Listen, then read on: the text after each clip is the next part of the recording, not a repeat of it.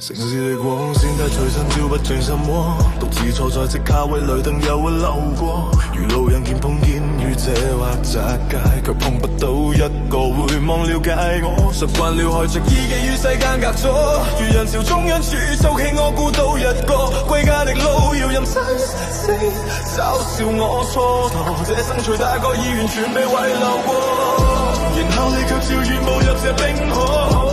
一段黑了一瞬間改寫我宇宙，重置我所有脈搏。原來我寫盡所有平凡經過，都無法復刻完美過播。街燈的昏黃如點的灑落，從此都滲透了你力親昵的脈搏。原來我像是你寒冬的信號，是預備搖等你來認領的最終答案。這冰冷人間等我們為彼此點火，虛無的巨大意義終於揭破。這明月中的意義，是這係你，我的差點放回一天。